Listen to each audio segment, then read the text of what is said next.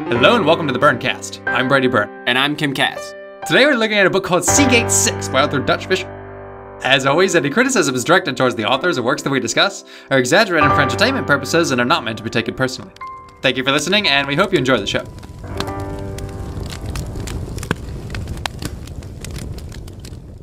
Let's talk about CGates 6.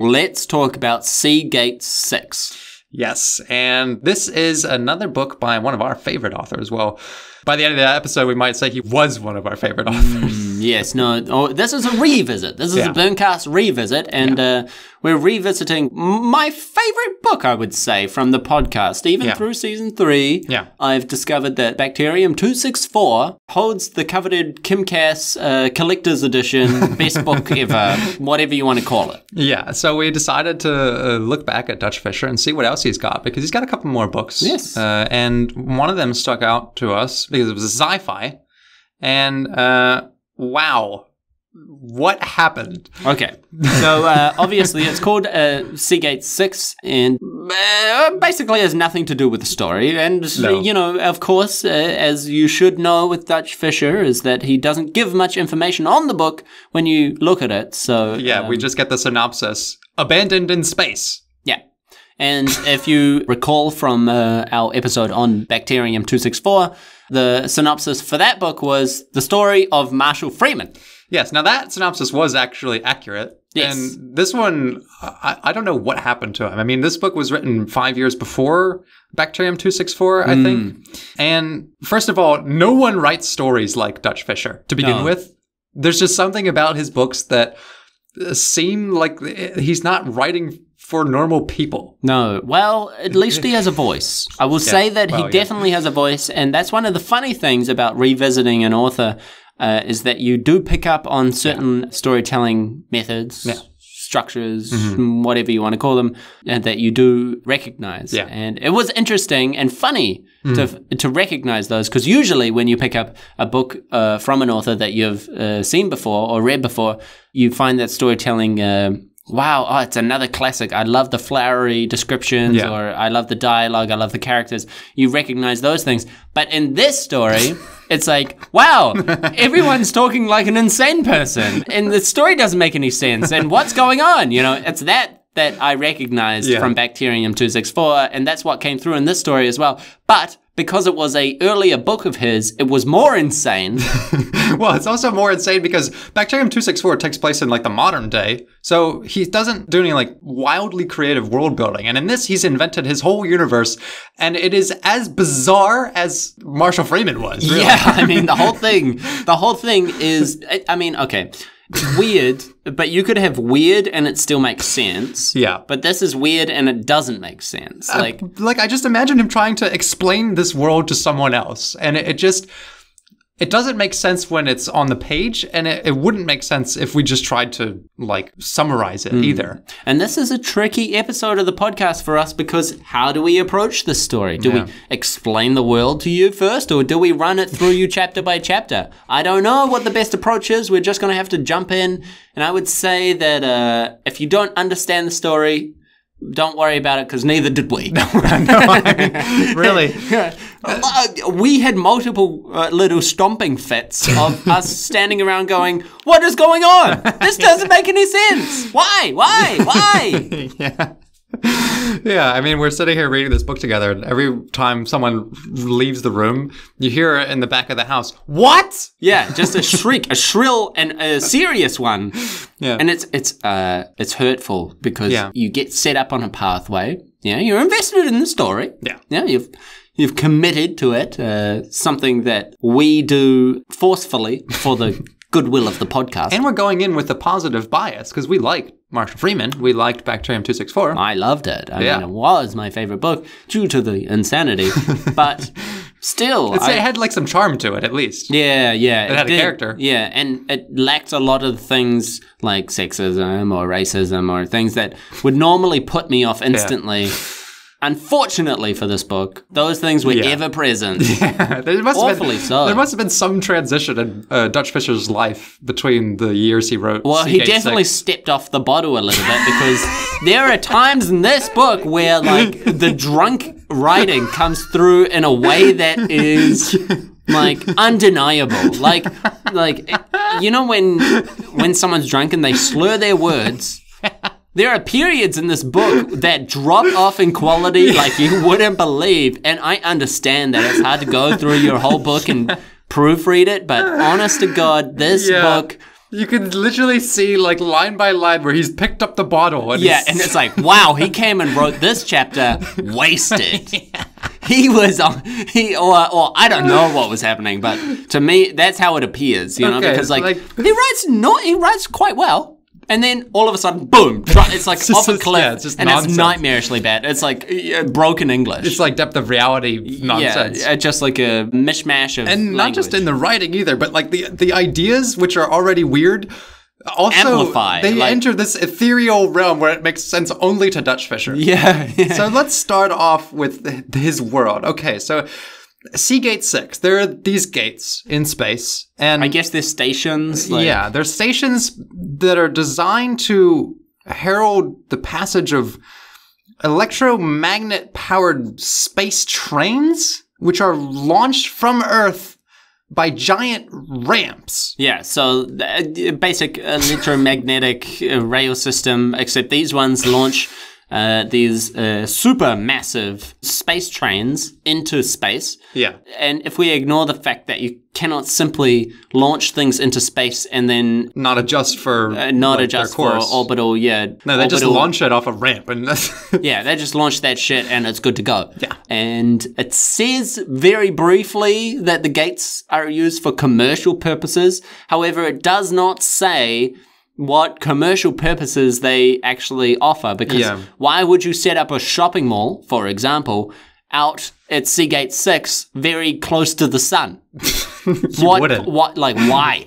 Why would you build a fucking station out there in a solar synchronous orbit? They do say in the beginning of the book that, for example, I think it's CGate 2 or 1 or something like that. CGate 1 is where the governor's mansion is and stuff like that, because the rioters down on Earth, they can't reach him up in the space station. Yeah, well, the government's important to this because there's a huge political scandal in the world because everyone is in uproar because the usage of these trains is mainly for dumping trash into the sun. Yeah, and for some reason there is political controversy surrounding this because people believe that dumping trash into the sun is going to irradiate the Earth. Yes, because trash equals radiation.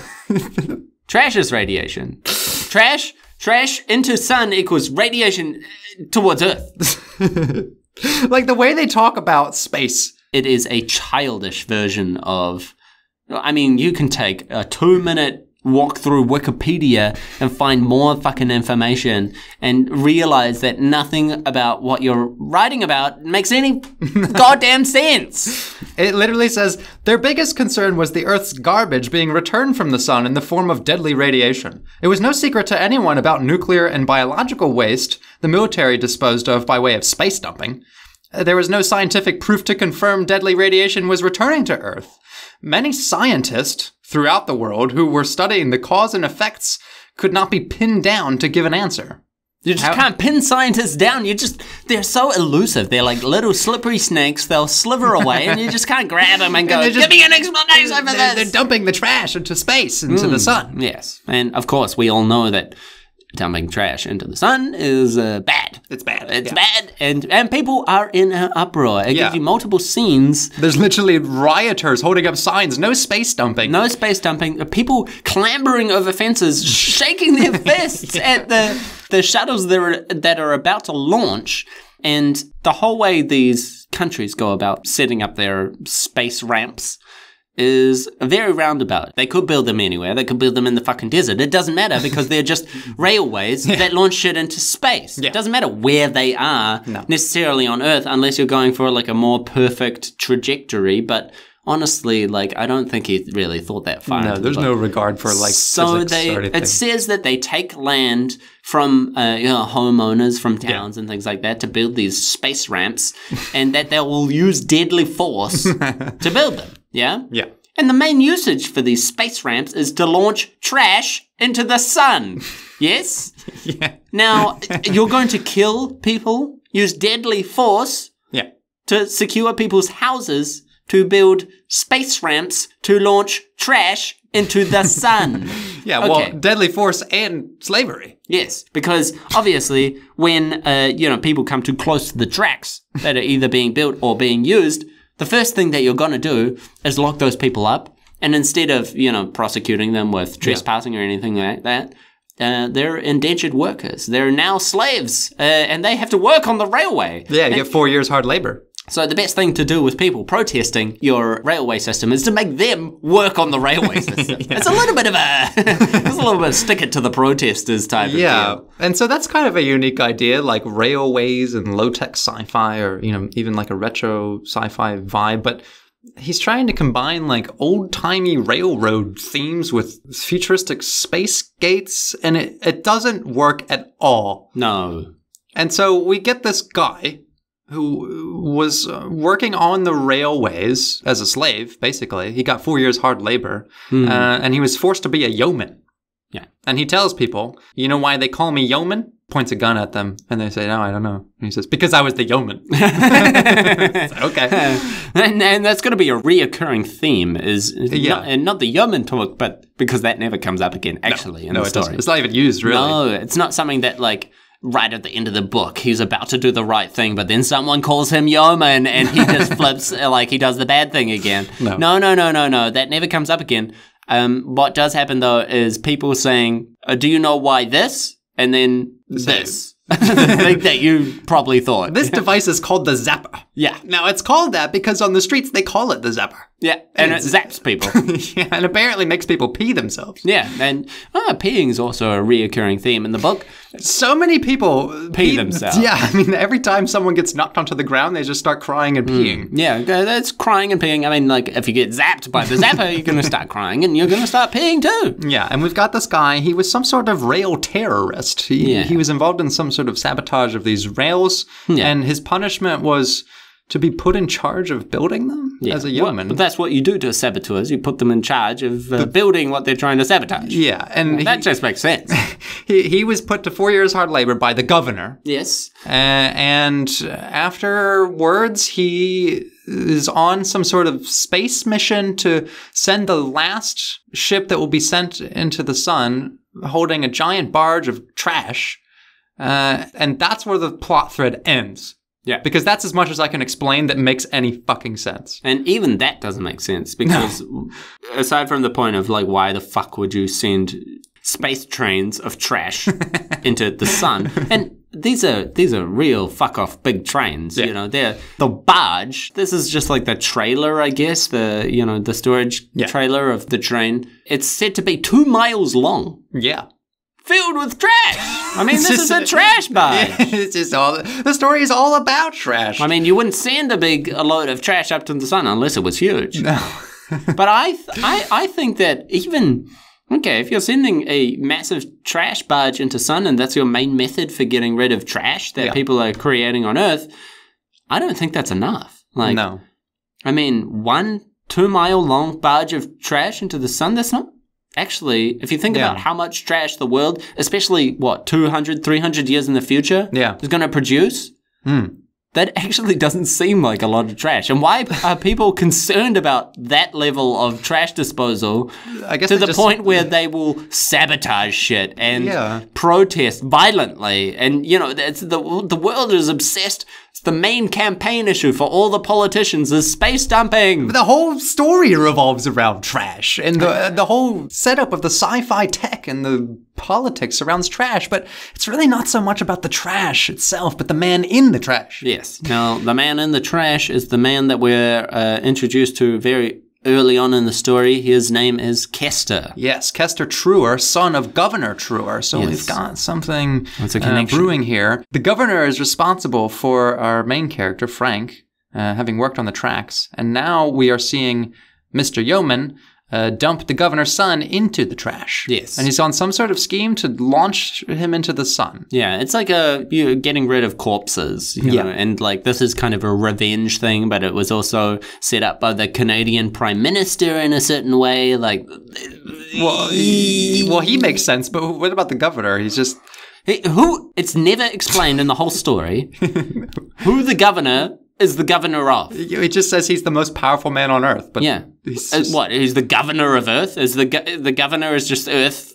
But then the Canadian Prime Minister, how is he, like, on equal footing with the governor? The governor of America? I guess. I don't know. But it never says. It's like the governor, as if we all go, the bloody governor. Like, we all know who that is. His son is basically the main focus of the story, even though he's kind of barely in it. But the story is all about him. Now, he is a junkie. Yeah. Now, the governor is kind of a shitty character. He just doesn't really care about anything, especially doesn't care about his son. No. It says that Kester became a junkie because his mother died. And he became depressed and started using. And that makes him a loser. Yeah, I mean, the language used to describe him and all people.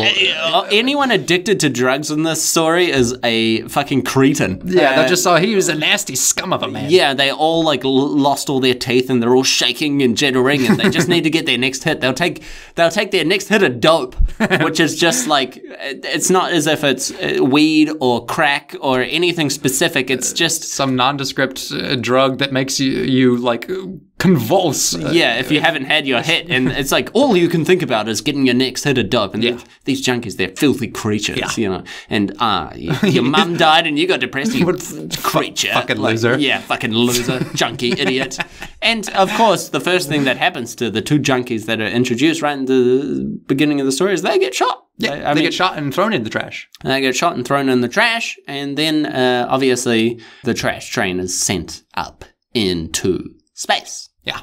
Now, you might be wondering why the story is called CGates 6. Well, we're wondering too. Yeah, because there are these gates called CGates, and there's 1, 2, 3, 4, 5, 6. Yes. Now, 6 is in line for decommission because it's useless.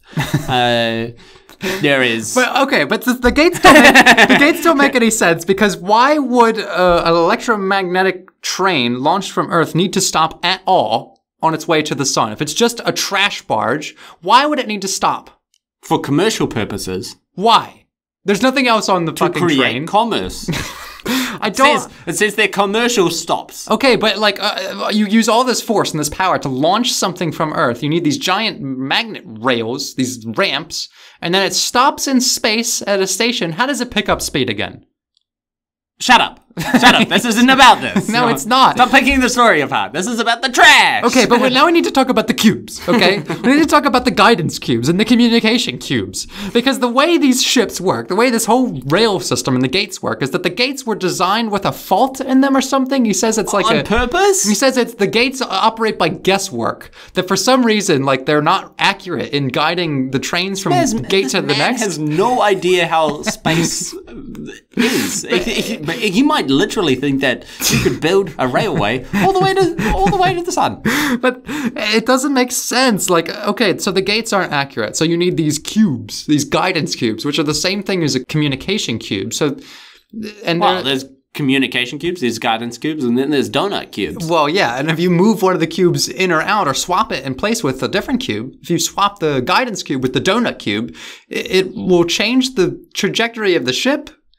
Why would you have your ship operate on like a child's play toy operation system where a square into a shape equals something? Like, we can send fucking things into space with pinpoint accuracy, know where they are and predict where they are, and yet when these people send shit into space, they're like, holy fuck, we have lost this train. It's gone. Like, we have no idea where the cubes are gone. Someone took the cubes off the boat. And now the whole the trash train is gone. And like, imagine us. Okay, we've read stories with terrible tech talk in them before, but imagine reading tech talk of a man who's wasted writing the story. Yeah, then you can tell he is drunk. Like, if he's not drunk, then he's having a stroke or something. Like, yeah, I mean, the narration goes from, just simple descriptions to a sentence that goes, Jim shook both men's hands, then asked, what seems to be the urgency here, fellows? Follow us, please, and do was address you as Jim or Mr. Hout. Now, if you're wondering what that means, don't ask us because we don't know. No, it's just you will bizarre. have to go back to Dutch Fisher and ask him personally. And I don't think he can tell you either because I think he was off his face.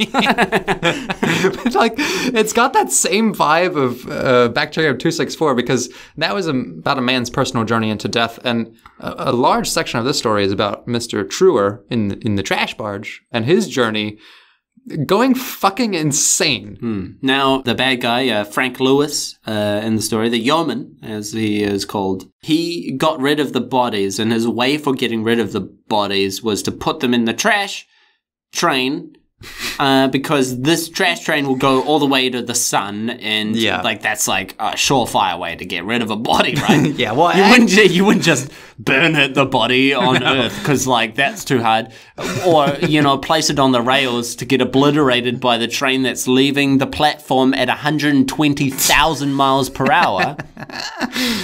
Now that is a direct figure that I pulled from the book. Yeah. 120,000 miles per hour. Which is the top speed of these train things. As they leave the ramp. Why would you... Okay, we'll just move. I don't want to get into, the physics of moving something through the atmosphere and why, it's not very clever to, speed things up heavily on the surface. And, I mean, there's so many reasons as to why you would never, ever, ever, ever, ever do this, right?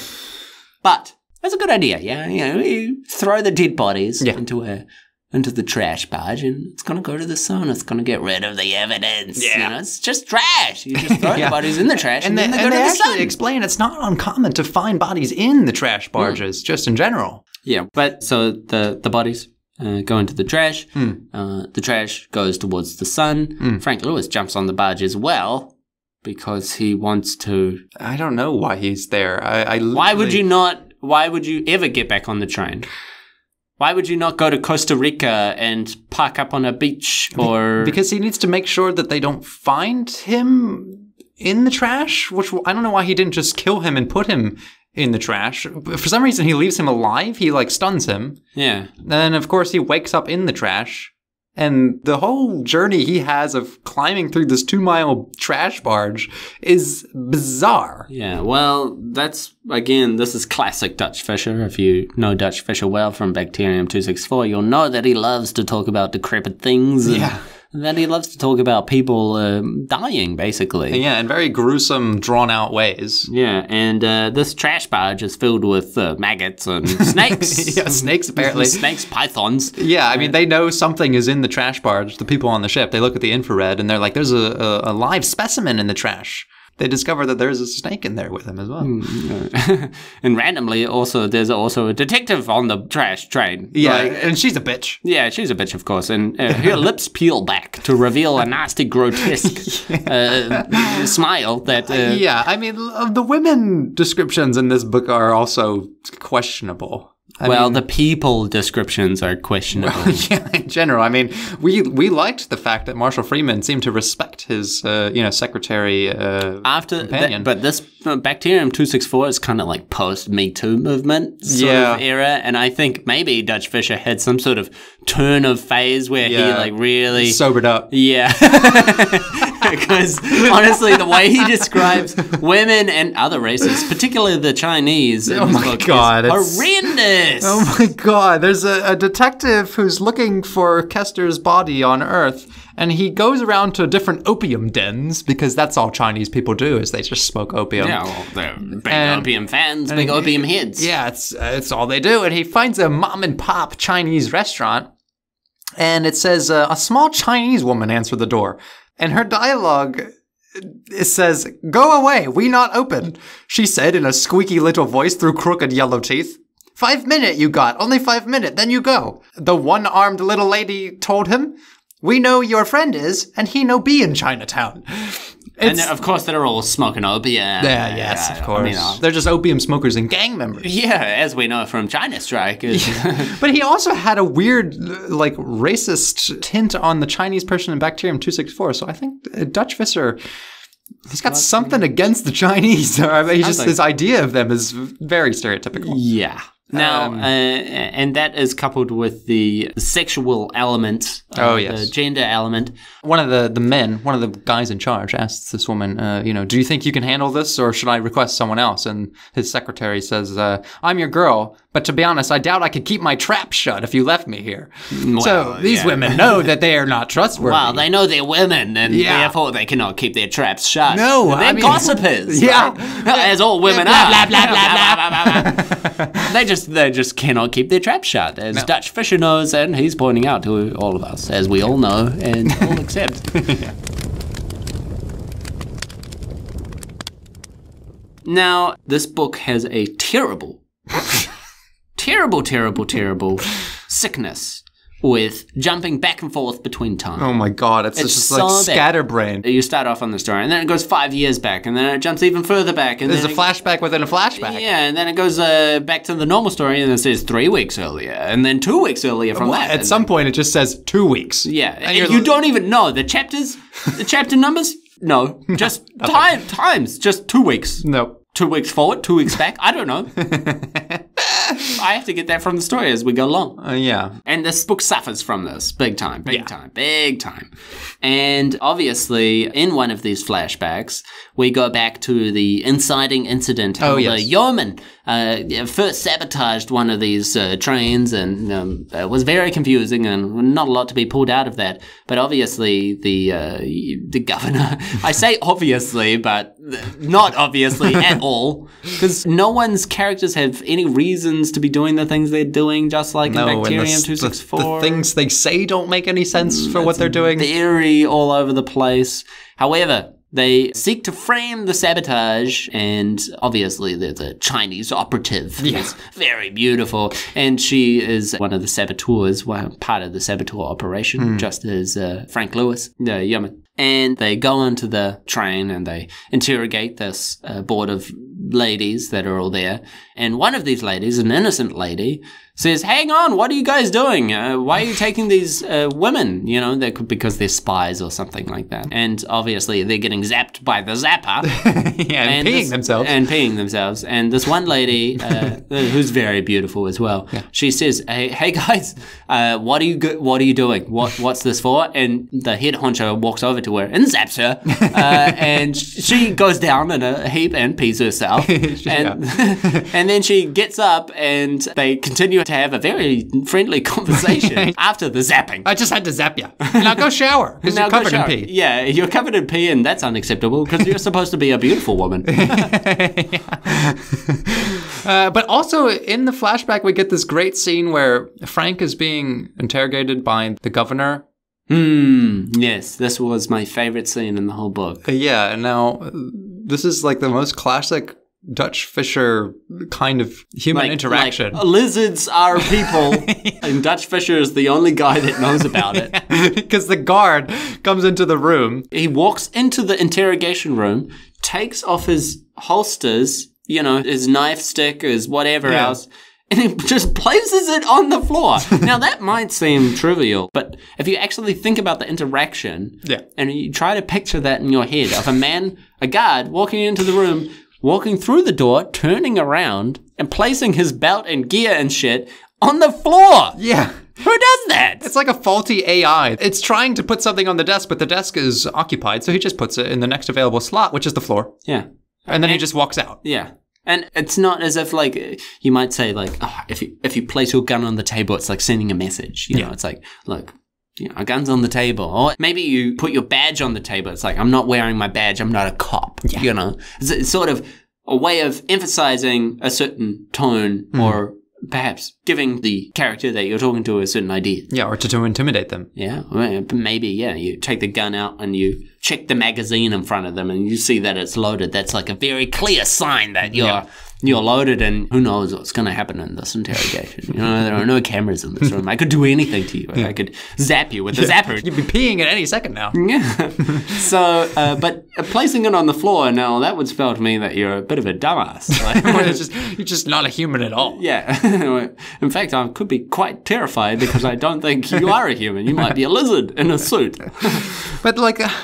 the continuity makes no sense. It's so hard to tell where things take place. Sometimes you're not in a flashback, but there's something he forgot to introduce. We're in space. Someone back on Earth is discovering the crime committed, you know, where Kester's been abducted. And there's just a paragraph in the middle of all of it explaining that. Yeah. It's just bizarre. And it has this awful, awful, awful thing. And actually, kind of like China Strike, I know that this is a Dutch Fisher book, but if we go back to China Strike, it has the awful thing of people catching up to what we already know. Oh my God, half of this fucking book is that. Journalists and detectives, they're all, where's Kester? Where's Kester? Where's the ship? Where's Quincy 4? Quincy 4 is the ship. And no one knows, and it's like, we all know. We fucking know. He's in the trash. Yeah, he's in the trash. He's been in the trash the whole time. Now let's get back to the trash. Yeah, because the trash is the main aspect of the story. And now he's moving through the trash. And he's like a slippery snake. Yes, and there's other snakes in the trash. Yeah. Maybe that's where he picked up his slithering skills. Well, I don't know. And no one really knows how he's surviving in here. I mean, the trip is going on for 6-9 months at a time. And obviously, you know, there's this detective lady. She shows up on the barge, and she's looking for Kester. And she's just an all-around bitch. Yeah. But we know that she's a woman because the story will tell us that she unzipped her spacesuit, exposing just enough cleavage to validate that she was a woman. Yeah, the only way you would know that she's a woman if she unzips a little bit of cleavage. You got to show off a little bit of cleave, and then we know you're not a trash snake. You're actually a woman. Yeah, and eventually they Sexual appeal equals women. And eventually they do discover Kester in the trash, and they scoop him out. Yes. Now, this man, he's been living in the trash for 9 months. He's gone through his withdrawals. Yeah, he's in a dope fiend withdrawal. He's so stricken by his withdrawals being the preferred term used by Dutch Fisher, inexplicably. Yeah. Until he does realize that it's withdrawals and then uses that, but... Yeah, it's an afterthought, really. Yeah, well, he was back on the booze at that point. I think Dutch Fisher was having withdrawals. Yeah. Kester is stricken by his withdrawals that he doesn't realize he's gripping a bag of dope in his hands. Which he can't get it into his system. He needs to take the dope because he needs to get out of his withdrawals. And but he's just convulsing and peeing. His hands are all crooked and he's peeing himself, of course. There's urine everywhere. His eye is molded shut from blood and mucus. Yeah, and he's got this gaping wound in his belly because he was sliding all over this trash couch. He was slipping through. Yeah. And he was looking for water, and he was slurping water up, like acid water. Yeah, well, and breathing trash oxygen, as they explain. The oxygen is being recycled through the trash, so it's like... it's filtered. That's how you... He's breathing. All of the science in this book is nonsense. It's crazy. It just makes no sense. And he finds refuge under a turned-over couch, which he spends about a week peeing himself under. I mean, there's so much peeing in this book. There's a crazy amount of peeing. I almost peed myself. This is like someone keeps telling you, urination, and you're like, fuck, I'm losing my bladder. Yeah, and they find him, and they constantly talk about, look, I do not know how this man is alive. They're saying his heart is beating 4 times a minute.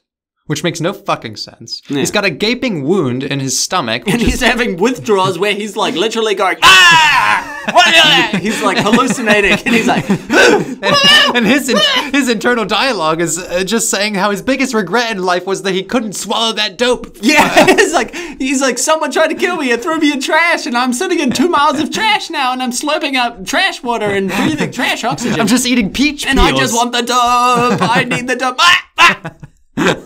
Oh my God. I felt very relatable to Kester Truer in this story. I mean, he's sliding through the trash. We're sliding through CGate 6.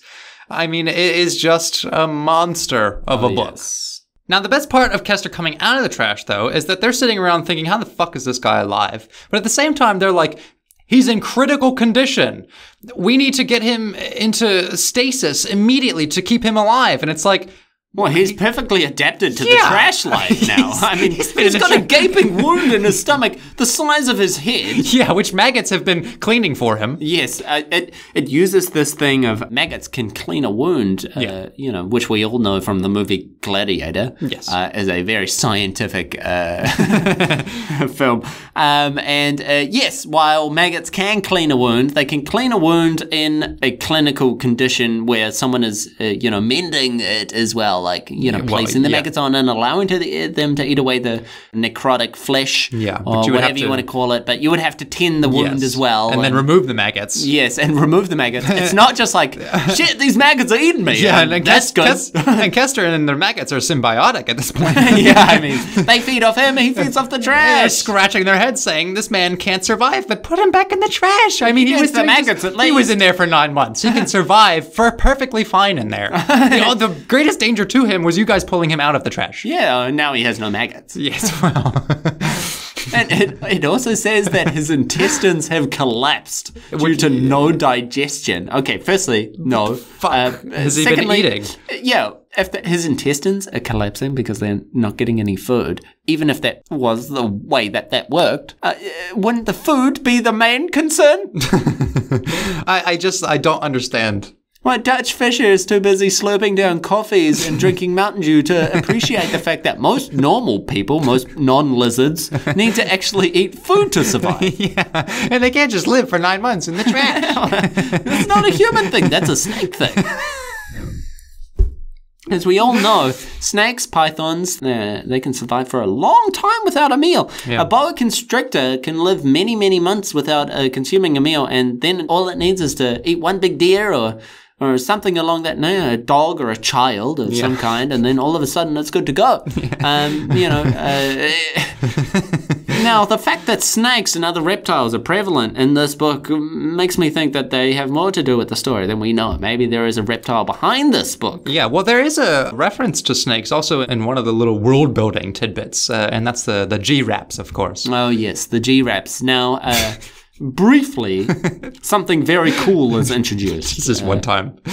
Just one time when Frank is traveling up to the first CGate, I believe. He's taking a shuttle up there to board the trash train. And now, there's a very sweet and attractive lady there. Well, yes. And she's doing the pre-flight checks. If she's not attractive, she'd be a bitch. Yeah, of course. Or she'll be a cop. Or she'll be in the trash. Or she'll be Asian. Oh, well, I mean, does it get any worse? Right. So the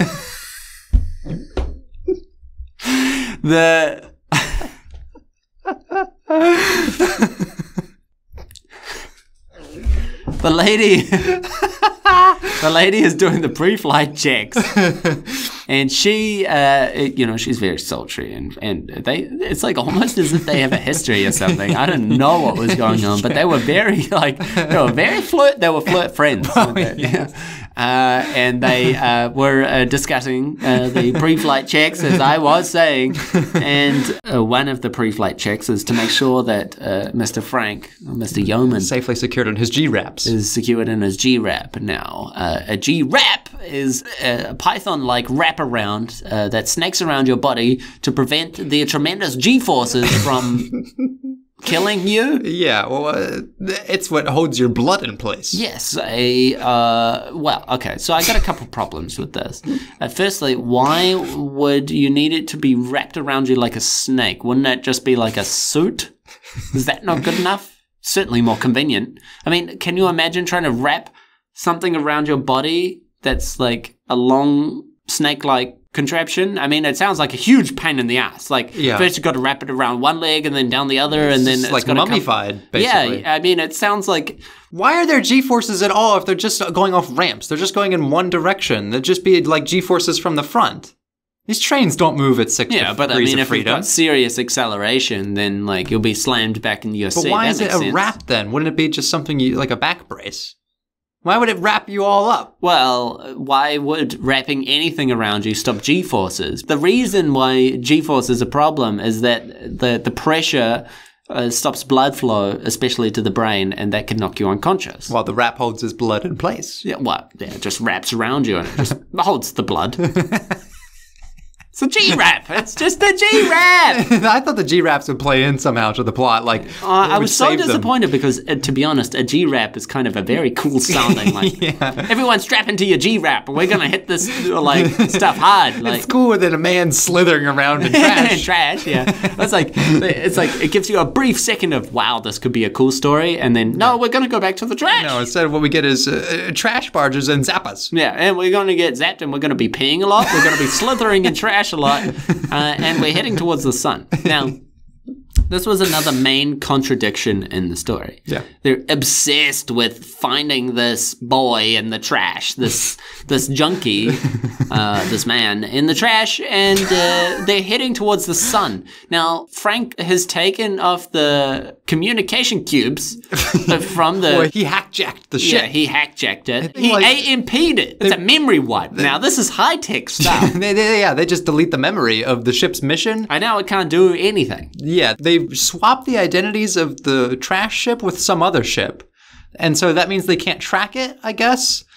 Which is good for what reason? I don't know, because they're all concerned about, now that we're off the grid, no one can save us on our mission to the sun, on our trash vaporization mission, but aren't they moving at top speed? How is anything going to catch up with them? Yeah, and, okay, so beside that is the fact that, so they're on the suicide burn towards the sun.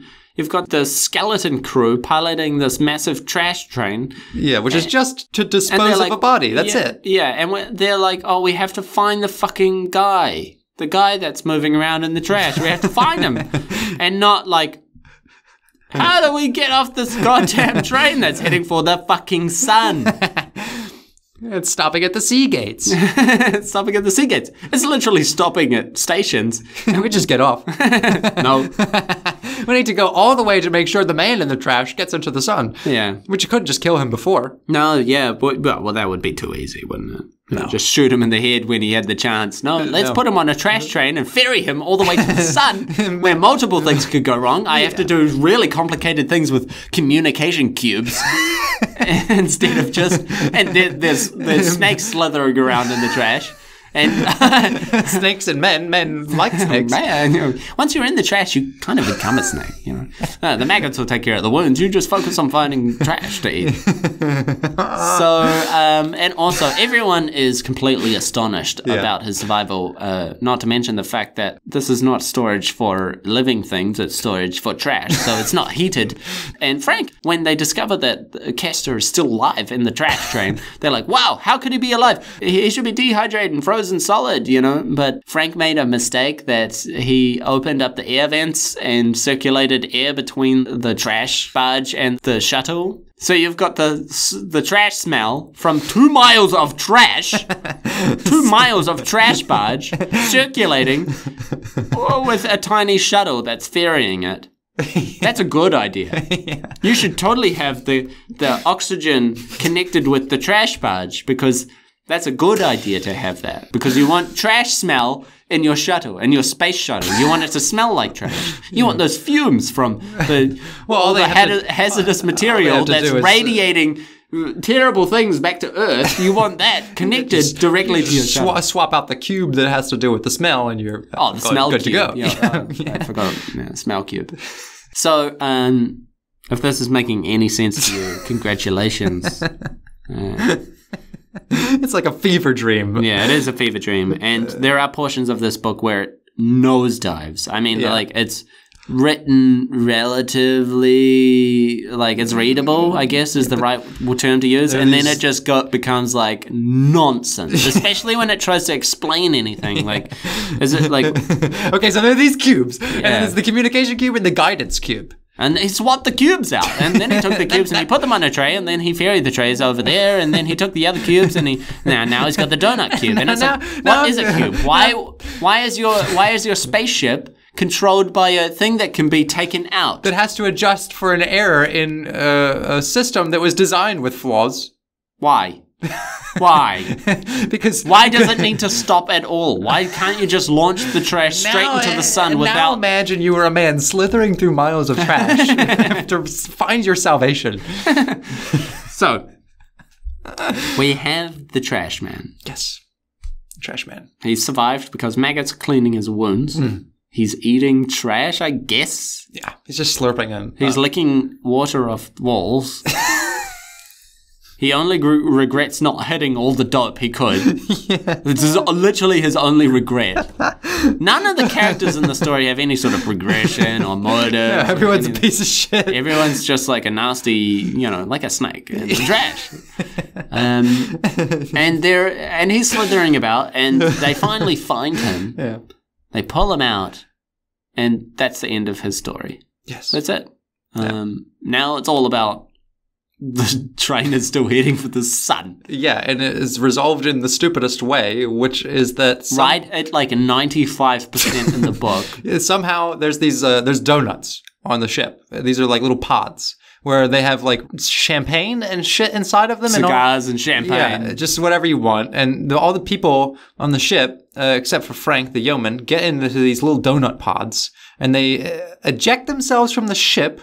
And then the pods all form one big donut, and they say that some time back Frank swapped the guidance cubes with the donut cubes, which allowed them to escape, and then the trash barge goes into the sun, and everyone else makes it out alive, and then in the worst epilogue ever written... It literally says, and then a ship shows up and it saves them. Yeah. Hey, guys, we were on a routine check. Deep space mission. Yeah, and we were just on our way back, and we'll save you. Yeah, we'll pick you up. He ran out of the bottle at the end. And yeah, he was like, I'm done with the whiskey. Yeah, I'm done writing. If I don't have alcohol, I can't write. And then in the epilogue, you find out Kester made a full recovery, lives nicely in the Bahamas. The governor got arrested for bribery, extortion, and murder, and then he was acquitted and re-elected to his position. He just died of old age.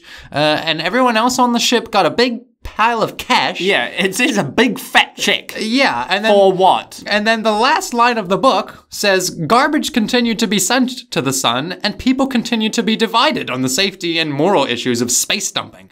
The industrial moguls behind it continued to be perversely rich, and deadly determined to stay that way. The end. So nothing happened? Nothing. The space dumping issue isn't resolved, and the moguls still get paid handsomely for it. I don't know how you profit off of sending trash into the sun. Surely it's got to be the most expensive way ever devised to get rid of trash. Yeah, and so the only conclusion or any difference between the beginning of the story and the end is that the yeoman dies. And that the trash barge gets vaporized. But the yeoman was a piece of shit. He didn't have any story. No. It makes no sense why he would save them. His whole mission plan was to escape the ship at CGate 4 and have everyone else get vaporized. So he, planned on murdering everyone on the ship, and then he saves them. But there's no moment of, I've done wrong and I'm going to change my... There's nothing. No. He just decided he was done with the story because he was done with the bottle. Yeah. Once that whiskey is out, just finish it. Epilogue. Everyone didn't do shit. Who cares? Fuck you. But this epilogue was the biggest middle finger I've ever experienced in storytelling. It was literally look, nothing changed. Yeah. People didn't decide space dumping was bad. The bad guys died of old age. The good guys died of old age. The snake slithers on. The trash continues to be vaporized. Continues to be shot into the sun, and radiation still comes back from the trash to harm people on Earth. Yeah. The end. So nothing changed. Nothing. Now, this is for us a stupid book, but it is also a journey into the past of Dutch Fisher. Yeah. And perhaps a reflection on Bacterium 264. Now, would you agree that Dutch Fisher has improved on his storytelling after this book? That's a tricky question because, I'm sort of stuck between feeling wow, Bacterium was a huge jump in quality. I mean, it had Marshall Freeman, it had all those funny moments, it had a character, it had a heart, it had kind of a point to it. The plot made sense, sort of. It followed its original I understood idea. what the villain's motive was and all that stuff. And in a way, it makes me think that, wow, that story was really good. He clearly got better. But at the same time, I'm wondering if this has lowered the bar for Dutch Fisher so far that I just am misremembering. Because I remember our episode on the book more than I remember the book itself. And we have a tendency to interpret these books in a more clear way than the author ever did. Yes. So is my idea of the story as clear as it was written, or is it just because we summarized it in a way that makes sense? Yeah, I agree. Well, I don't feel we did that with this book. I feel like the people listening will have no fucking clue what we're talking about. I don't know what happened. I don't either. All I know is that a man lived in the trash for 9 months, and it was never explained how he survived. He just ate trash. He just ate trash.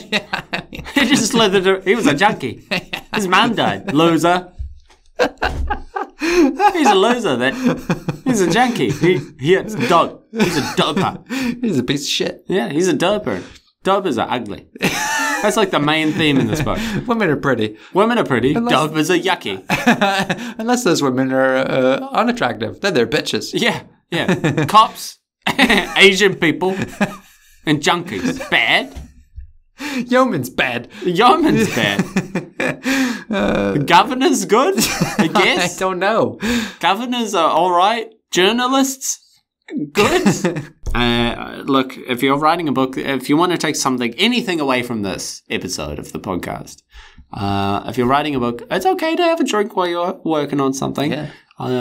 Don't get absolutely smashed and then not reread what you're writing, because if you do that, it'll be like a child wrote a passage of a book. And also, look, do a little bit of research. Just a little bit. Just a tiny, you don't need much. You really don't need much. All you got to do is just look up like orbital, sciences. Your story doesn't need to be realistic, but it needs to make sense. Yeah, like... If you tell me the space is operated by railroad ramps, I will believe you. But if you go on to explain those railroad ramps and completely muddy the waters with stupid things like Gwraps, which contradict the entire point of having some system like that, then I'm going to think that you didn't think through it at all. Yeah, or that you're just an insane person that's got too many bottles of whiskey on his desk.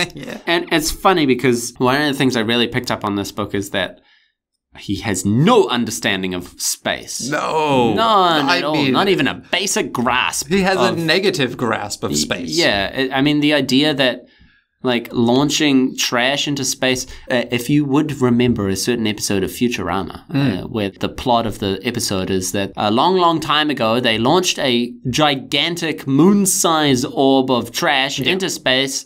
But unfortunately, now that huge monster ball of trash is returning to Earth, and it's going to collide. Like a trash comet. It's like the karma of trash creation, and it's always going to come back and bite you. It's a clear message there. Yeah.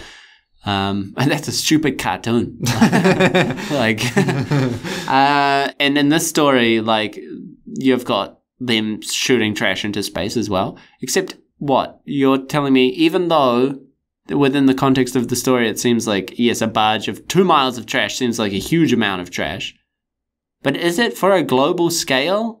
Like, no. If you think about like how much trash we create globally, the solution is to send a 2 mile long barge of it into the sun. There are landfills on Earth that are bigger than 2 miles long. Yeah. Many. And there's probably men slithering through them as well. Who knows how many men / snakes occupy those territories. Too afraid to go and venture in there. Yeah. We need to be on a lot of dope to function. Yeah. It's not about the man who goes into the trash. It's about the man who comes out. Yes. Well, the man who comes out doesn't do anything. No, if you take him out of the trash, he might not survive. It's maggots. He's adapted to that lifestyle. He's become symbiotic with the maggots feasting on his wounds. Just like he is feasting on the trash. Yeah. He eats the trash and then his maggots eat the wounds. Well, that was CGates 6. I apologize for that episode of the podcast. I mean... feel like we've got to start talking about stories that aren't surrounding trash at some point. Well, luckily, I don't think we'll be revisiting Dutch Fisher anytime soon. No, I've had my fill. Well, Bacterium 264 was like a smash out of the park. Yes. Maybe if he wrote another book, I'd look at that, but I'm definitely not going to look at any older books of his because they're way worse. Yeah. And... I want to shoot this fucking book into the sun. It should be placed on a trash barge. It should be placed on a trash barge and shot into deep space. What? Okay, if radiation is coming back from the sun because you're shooting trash into it, why not just shoot the trash in any other direction into space? Just have it travel off into space infinitely. Why? Why not? I don't know. Radiation's going to come back, and the trash isn't going to come back. So why not do that? If we start asking the question of why, then we'll continue. Why not put it in orbit around the moon? Why not just dump it on the moon? We would end up at the origin of why do they have trains or rail systems at all? We can't ask why about one element that precedes some other element because none of them make sense together and none of them make sense apart. So you have to dismantle the whole thing to get one idea, which is that Dutch Fisher hates Asians. That's the only concrete thing I can draw from this book. Yeah. And that, honestly, he really loves zapping people. Yeah. For some reason, he loves seeing people pee themselves. Yeah, he must find it hilarious. There's like, I think I counted 7 self-urination things in this book. Like, either you've been zapped and you pee, you're afraid and you pee, or you got injured and you pee. Or you're going through withdrawals. Yeah, you go through withdrawals and you pee. You pee yourself. Yeah, maybe that's what he was drinking in the trash barge. Oh, it could be a lot of pee down there in the trash. Yeah. A lot of snakes. CGates 6. CGates 6. Dutch Fisher.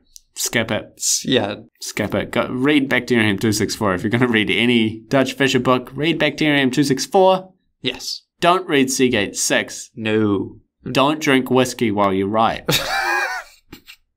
Conclusion? Is that the conclusion? Yeah, I think that's the conclusion.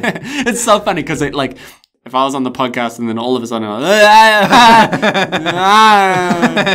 because the writing actually falls apart. Yeah, it seriously does. Oh, man. Thank you everyone for listening and supporting the show. We really hope you enjoyed it. If you did, be sure to subscribe and join in the conversation with us on one of our platforms. You can find us on Discord, Twitter, and Reddit, and we also stream live on Twitch. You can support the show through Patreon or just by sharing the show with your friends. Thanks!